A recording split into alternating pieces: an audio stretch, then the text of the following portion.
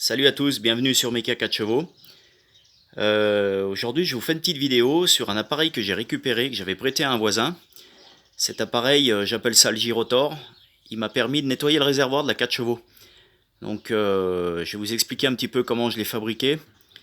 Et puis on peut mettre un réservoir d'automobile, on peut mettre un réservoir de cyclo. Enfin voilà, c'est vraiment adaptable à beaucoup de réservoirs sur différents formats.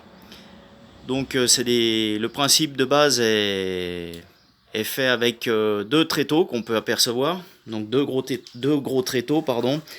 Des tréteaux qu'on peut acheter dans un bricot du coin, assez costaud. Il faut quand même quelque chose d'un peu sérieux. Il ne faut pas acheter l'entrée de gamme. Donc on a un tréteau ici, un de l'autre côté.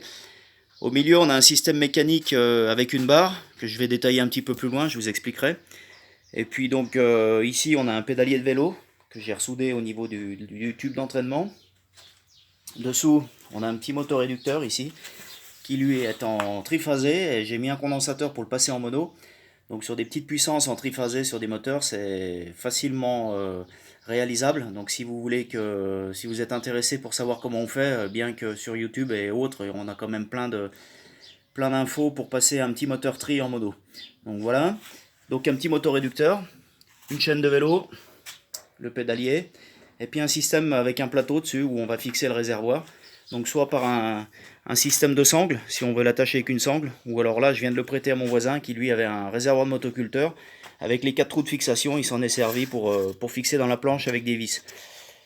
Donc le principe est qu'on va tourner dans ce sens-là et dans ce sens-là en même temps. Donc on a un système de contrepoids dessous qui est réglable. Quand on dévisse une vis qui se trouve de l'autre côté, on va pouvoir monter ou descendre de contrepoids en fonction de la charge qu'on aura mis sur le plateau. On peut bien sûr augmenter le poids parce que moi j'ai eu mis pour un copain, on a eu mis dessus un réservoir de Jeep qui est quand même assez lourd. Et donc il a bien fallu bien mettre de contrepoids pour éviter de trop solliciter la mécanique et puis que ça fasse trop tirer le moteur. Donc je vais vous faire voir un peu le fonctionnement. Et puis après on en rediscutera. Donc voilà, donc le motoréducteur entraîne donc le pédalier qui entraîne le tube supérieur qui lui fait tourner un système là-dedans, on va détailler après. Et là on a une partie fixe qui est maintenue de l'autre côté de façon à immobiliser le système en rotation et puis que toute la partie mobile se trouve au milieu. Donc là, l'inconvénient que j'ai avec le système que j'ai fabriqué ici, c'est que chaque fois qu'on fait un tour, on revient toujours à la même position. C'est-à-dire que si, par exemple, je vais prendre ce coin-là, ici, et ben quand il aura fait un tour, on va retomber exactement pareil. Alors, j'avais ça sous la main. Pour quelle raison on a ce phénomène-là avec l'appareil que j'ai fait. Là, je vais l'arrêter, je vais vous faire voir. C'est qu'ici, tout simplement, j'ai un système, c'est un renvoi d'angle, avec la vitesse de sortie est identique à la vitesse d'entrée. Donc j'ai un rapport de 1 sur 1, ici. Et donc d'origine, c'est un motoréducteur, c'est un petit renvoi d'angle, c'est pas un réducteur, c'est un renvoi d'angle qui nous servait dans l'industrie pour transmettre une énergie depuis l'arrivée ici. Et on ressort avec 2 arbres pour alimenter des tapis d'évacuation de pièces. Donc c'est de la récupération, on voit que celui-là il avait été changé parce qu'il est endommagé ici. Donc je l'ai détourné pour l'application d'aujourd'hui. Alors pour éviter justement ce phénomène d'avoir un rapport de 1 sur 1, j'ai récemment démonté une vieille disqueuse et je me suis rendu compte que le rapport n'est pas du tout pareil puisque l'induit entraîne un petit pignon sur la couronne extérieure et on peut tout à fait dériver l'application d'une vieille disqueuse ou même une petite meuleuse de façon à pouvoir faire le même principe que ça. Et l'avantage, c'est que quand on fait un tour, on n'a pas le même rapport, donc le réservoir ne sera jamais, on va dire, nettoyé au même endroit. Donc pourquoi j'ai fait ce système-là? Tout simplement parce que pendant qu'on nettoie un réservoir, c'est long, c'est physique, et puis pendant qu'on fait ça, on ne fait pas autre chose.